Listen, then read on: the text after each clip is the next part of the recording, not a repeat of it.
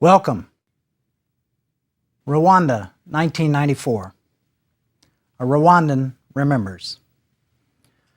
On the 7th of April, in the morning, they started burning houses over there and moving towards here. Only a few were killed. The burning pushed us to this place. Our group decided to run to this place. We thought this was God's house. No one would attack us here. On the 7th, 8th, up to the 10th, we were fighting them. We were using stones. They had pangas, that is machetes, spears, hammers, grenades. On the 10th, their numbers were increased. On the 14th, we were being pushed inside the church. The church was attacked on the 14th and the 15th. The actual killing was on the 15th. On the 15th, they brought the Presidential Guards. This was a unit of the Rwandan army. They were supporting the Interahamwe, who were the civilian militia death squads, brought in from neighboring communes. I was not in the group up here. Here there were women, children, and old men. The men had formed defense units outside. I was outside. Most men died fighting. When our defense was broken through, they came and killed everyone. After that, they started hunting for those hiding in the hills. I and others ran to the swamp. Another Rwandan remembers. The club is more crushing, but the machete is more natural. The Rwandan is accustomed to the machete from childhood. Grab a machete, that is what we do every morning. We cut sorghum, we prune banana trees, we hack out vines. We kill chickens. Even women and little girls borrow the machete for small tasks like chopping firewood. In the end, a man is like an animal. You give him a whack on the head or the neck, and down he goes. In the first days, someone who had already slaughtered chickens, and especially goats, had an advantage, understandably. Later, everybody grew accustomed to the new activity, and the laggards caught up. April 1994 was the month which saw South Africa's first democratic election, the election which brought Nelson Mandela to power. Exactly 3 weeks, 21 days before that election, on April the 6th, 1994, a plane carrying the president of Rwanda was shot down, killing him. Within hours began the largest genocide the world has seen since the Jewish Holocaust. As the Nigerian writer and Nobel Prize winner for literature, Wole Soyinka, said a bit later, South Africa is our dream, Rwanda our nightmare. The contemporary media coverage of Rwanda in 1994 vividly pronounced it to be a, quote, tribal bloodbath, unquote, bursting forth of the, quote, ancient hatreds, unquote, between the majority Hutu and the minority Tutsi. There is certainly some truth in this. It was certainly a bloodbath. Ethnicity was certainly a crucial aspect, as was hatred. But it's a classic example, I believe, of oversimplification based on flawed assumption. Let us try in this lecture to develop a firmer understanding, though I will state at the outset that for me, there will probably never be such thing as an explanation for the Rwanda genocide. There have been many fine works on this episode already, and I have listed a number of those in the suggested reading. Today I'll refer particularly to the work by Columbia University historian Mahmoud Manbani and by the remarkable book by the only Rwandan I know who's given an account, really a series of interviews, the late Andre Sibomana, a Rwandan, a Hutu, a Catholic priest, a distinguished journalist. One point that will emerge repeatedly, I think, is that we must take a regional perspective towards this history and this particular episode. It will not do to confine ourselves strictly to the boundaries of what is, after all, a quite small country, and that is Rwanda. So, historically, who are the Hutu and the Tutsi? Hutu in general refers, ancestrally speaking, to the original Iron Age Bantu farming peoples of the hilly, mountainous regions of today's Rwanda, Burundi, the eastern Congo. But they were of varied political and ethnic communities, and in fact, they became Hutu only when incorporated into the states which we will mention and which included the historical kingdom of Rwanda. Now, by mentioning those states, we beg the second question then about who are the Tutsi.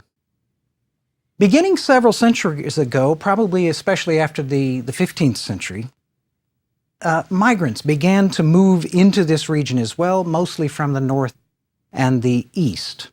This was not a single great migration, but rather a whole series of migrant streams over a very considerable period of time, interacting in complex ways with the original population.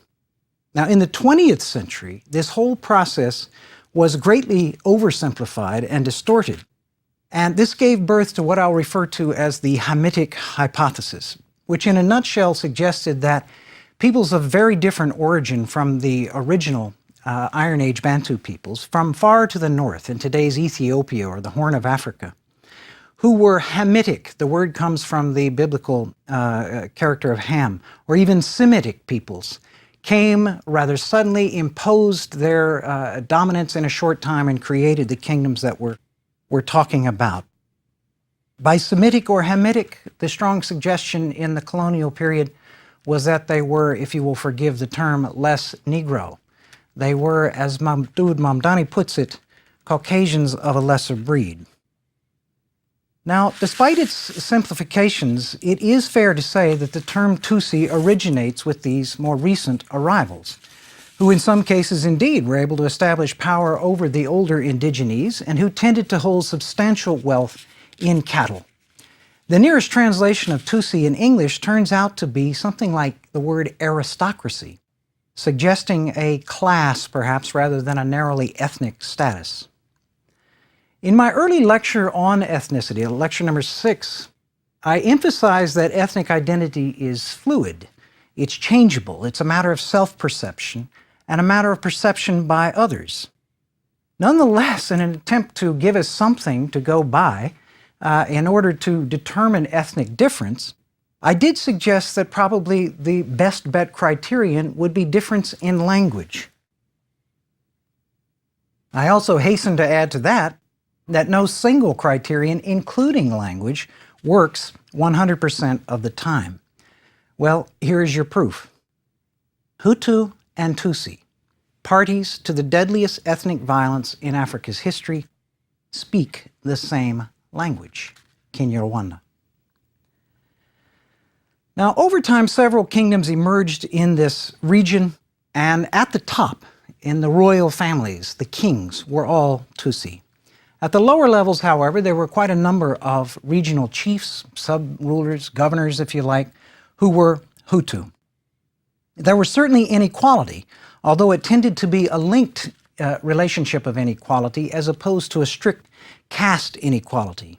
Cattle holders, mostly Tutsi, had clients, mostly Hutu. There were some poor Tutsi, later the Belgians called them the Petit Tutsi, and some well-off Hutu. But in general, you see a picture here of Tutsi association with power and greater wealth, Hutu otherwise. But there was also considerable intermarriage between the two, including some intermarriage into the royalty. Some people whose ancestry was at least partly Hutu became, if you like, and were accepted as Tutsi. Still, it seemed to emerge as the rule, and remains the case today, that everyone appears to fall into one category or the other, following the patrilineal rules that we also saw in Lecture 6. If your father was a Tutsi, you were Tutsi. If your father a Hutu, you were Hutu. And there was conflict in the long ago pre-colonial period. But the conflict was usually not between Tutsi and Hutu, but between rival political states, kingdoms, composed of both. Eventually, through consolidation, two principal kingdoms emerged. One was Rwanda to the north, the other with a very similar ethnic makeup, Burundi, just next door to the south. Now, physically, the stereotype, and this is an important part of this entire history and story, the stereotype of Hutu and Tutsi, and I rush to add here a stereotype held by many Rwandans, this is not merely something imposed or believed by outsiders, has been essentially this. Tutsi are taller, they're slender, they have narrow facial features. Hutu tend to be shorter, squatter if you like, with broader facial features. But these stereotypes, like so many stereotypes, including stereotypes about physical appearance, consider the stereotypes of Swedes versus Spanish, for instance. There are so many exceptions to these that one wonders where the rule really winds up. And let me show how reality confounds these stereotypes as often as it confirms them. I'll go to a short account given by the distinguished Sudanese scholar, Francis Deng, who before the genocide, he's writing this in 1995 afterwards, but he delivered a presentation before it to next door in Burundi to a quite high-level group. And I'll give you his own encounter here as he spoke, much as I'm speaking, to a group in that region. I had come to know more or less the stereotypical description of the short Negroid Hutu and the tall, fine-featured Hamitic Tutsis. As I looked at my audience, I saw a few who were clearly Tutsis and a few who were clearly Hutus. But most were somewhere in between, and I could not identify them. I later asked the Burundis, including senior government officials and ministers, whether they could tell a Tutsi from a Hutu. The response of the foreign minister, which represented the general tone, was a confident yes, but, quote, with a margin of error of 35%, unquote. And Dang comments, a remarkable margin given the confidence of the affirmative answer. Indeed, even the Hutu murderers of 1994 often had to look at identification cards before deciding whom to kill. Rwanda and Burundi were originally colonized by Germany, but when Germany lost the First World War, Belgium took them over. When we consider the colonial period and its possible relationship to the history that we're talking about here, you might assume that I'm going to reiterate a point which I've made several points at several junctures in this course, and that is that colonial boundaries tended to be artificial, that they tended to throw together ethnic communities that were not in the same political unit prior to colonialism, and therefore perhaps sow the seeds in some ways for civil war between rival ethnic groupings. That is not the case with Rwanda. Just as in the case of language difference here, we have an exceptional situation rather than a typical one for Africa. Rwanda is one of the few cases where a colonial country, and today's independent Rwanda, actually bears some realistic relationship to the pre-colonial boundaries of the kingdom known as Rwanda. So we have to look beyond the mere question of borders and boundaries to examine the colonial impact and what legacy it may have had for independent Rwanda. It mainly boils down to this. Both the Germans and the Belgians, but especially the Belgians, found it useful, found it quite convenient to view the Tutsi as natural aristocrats, so-called. They both favored Tutsi and depended upon them. There was a sort of sub-imperialism or sub-colonialism which developed in Rwanda. As one Tutsi put it in describing his relationship with the Belgian colonial officials, he said that they told him, "You whip the Hutu or we will whip you." It's equally true, however, that many Tutsi took advantage of the opportunities, the favoritism that they were granted under Belgian rule, and were able to do quite well out of the same relationship. This was the real heyday of the Hamitic hypothesis, this notion that there was an original indigenous population here, the Hutu, and this alien aristocratic, more Caucasian and less Negro aristocracy which had come centuries before and which were the natural choices for both favoritism and assistance in the colonial enterprise. Almost all the officially recognized chiefs in colonial times were indeed Tutsi. The Catholic Church, which dominated the education system, similarly favored the Tutsi, who became the principal members of a new kind of literate, Western-educated elite. There were exceptions, Hutu who became educated as well, but they were relatively few. The Belgian bureaucracy froze this ethnic identity in a sense, and this was indeed symbolized several decades before the end of colonialism by the starting of the issuing of identity cards bearing a Hutu or Tutsi designation. Inequality then in the colonial period was greatly sharpened. It became much closer, it emerged as something much closer to a true caste relationship. In Mamdani's analysis, what were ethnic differences became indeed racialized, reflected in the Hamitic hypotheses, and greatly deepened. In the 1950s, as in most colonies, as we've seen before, it was the educated elite, and in this case that was largely Tutsi, which began to clamor for self-government. But there were some Hutu, a budding counter-elite, if you like, who seized the moment of the colonial twilight and issued their own Hutu manifesto in 1957. It's worth quoting from that document a little bit to see how this Hamitic hypothesis is in fact seized for their own purposes by both Hutu and Tutsi. According to the Hutu manifesto, quote, the heart of the matter is, quote, the conflict between the Hutu and Hamitic, i.e. foreign Tutsi, unquote. They sought a double liberation, quote, both from the Hamites and the Bazungu, that's the reference to the whites, colonization. That the, quote, indigenous racial problem, their term, was the, quote, monopoly which is held by one race, the Tutsi. This was followed in 1959 by what is usually called the Hutu social revolution, and indeed it was just that. It resulted in the ending of the Rwandan kingship, the replacement of almost all chiefs by Hutu. The Belgians did an incredible about-face, as of course they did next door in the Congo, at the last minute of their colonial legacy, and indeed not only allowed but promoted this sudden reversal at the twilight of their own power there. In elections leading to independence in 1962, a Hutu-dominated government came to power. Now, I review this colonial history not to blame the Belgians. That seems like a gross reach to me for a colonial power which departed over 4 decades ago. I think that Andre Sibomana captures actually the importance and the limitations of the colonial period as an explanation rather well. Listen to him. If the settlers, he means the Belgians there, had taken into account the realities of the country, if they had refrained from imposing their simplified vision, no doubt Rwanda's history would have been very different.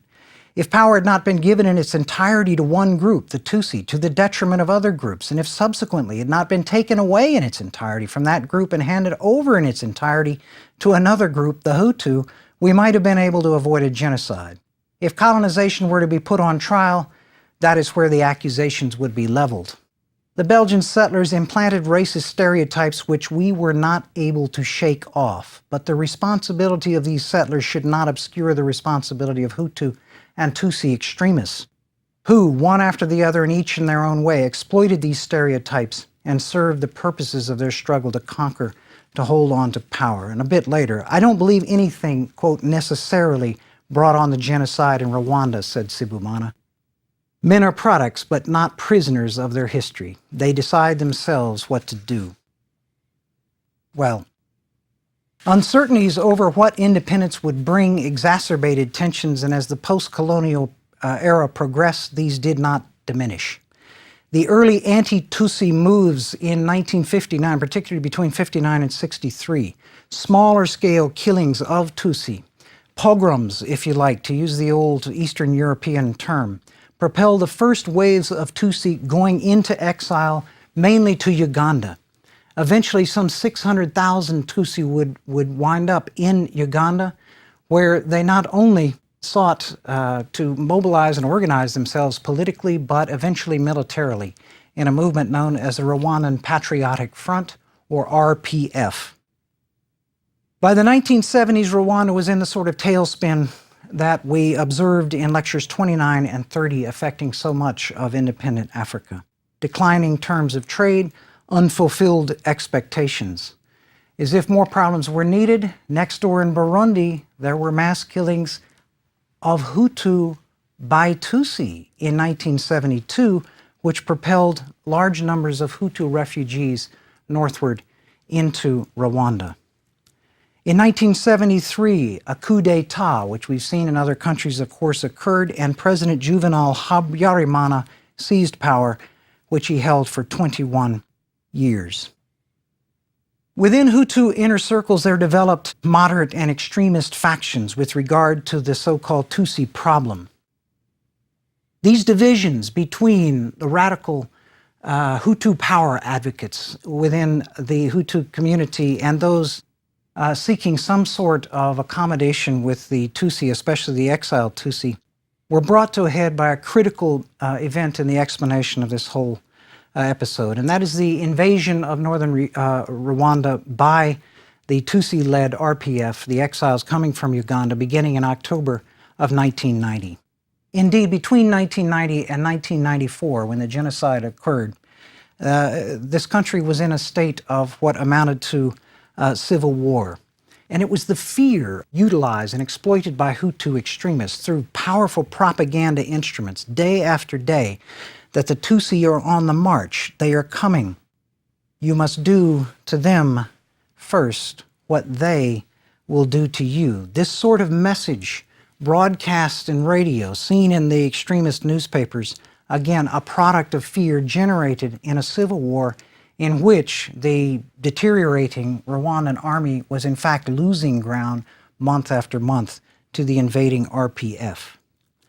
Again, the external factors. In October 1993, the first Hutu president of Burundi, where you had not had a Hutu revolution before, was assassinated by apparently members of a Tutsi-dominated army. New waves of Hutu fearing again that the Tutsi are going to reimpose the Hamitic hypothesis sort of domination. These sorts of fears begin to emerge and grow almost day by day. Now, President Habyarimana had sort of been on the fence between the moderate Hutu and the extremist, who began to call in not very veiled terms for something like an extermination. Habyarimana, though, eventually moved towards the possibility of tolerance, at least reconciliation, and in fact, he signed Arusha Accords. Arusha is the town in northern Tanzania where negotiations between his government and the Tutsi-dominated RPF took place. Signed agreements in August of 1993. And in fact, he was returning from a further negotiating session in Arusha on April the 6th, 1994, when his plane was brought down by a missile attack over the airport. It is still not clear who carried out that attack. It was certainly well planned. It's possible, many believed at the time, and of course this fanned the flames of fear, that the RPF had carried out the attack and that therefore you can see what they have in mind for Tutsi domination in Rwanda. Many believe now that in fact it was extremist Hutu who brought down the plane in order to forestall Habyarimana's efforts at some kind of negotiated accommodation.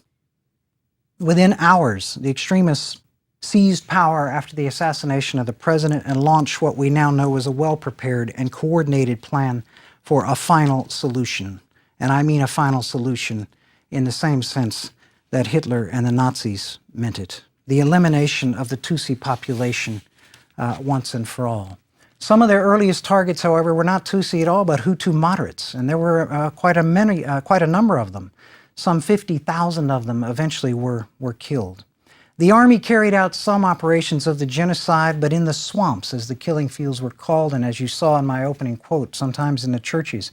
It was usually the Interahamwe, the ragtag Hutu militias, drawn from the impoverished youth, male youth mainly, around the cities, who took care of the Inyenzi, the cockroaches, as the Tutsi came to be called, the vermin, the filth.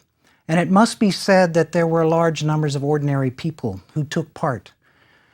Fewer of the Hutu courageously shielded Tutsi or moderate Hutu from the killers, but they were fewer, And it is this that is perhaps the most troubling aspect of the entire genocide. When they asked Sibomana to explain that, he said, "I don't explain it. You can't explain everything or understand all forms of human behavior. It's a fact. During the genocide, not only were hundreds of thousands of people killed, but many were victims of cruelty, torture, and forms of ill treatment which defy imagination." Where did it come from, this hatred of others? I can only explain it by an insurmountable hatred of oneself. Indeed, some killers committed suicide after they had killed. They were many, especially among young people from poor districts of the capital, whose lives were completely empty, who had no family, no religion, no work, no hope. They saw no future for themselves in the world. They turned upside down the value system to which they no longer had access. Instead of taking advantage of their youth to build themselves a life, they used their energy to destroy the lives of others. The world, despite considerable intelligence before and after April 6, essentially did nothing. The United Nations force, of peacekeepers, was actually reduced as the crisis deepened and was pathetically inadequate in any case. In hindsight, the inaction seems unforgivable. Even President Clinton, who was in power at that time, actually went to Rwanda later and apologized, essentially, for his own inaction.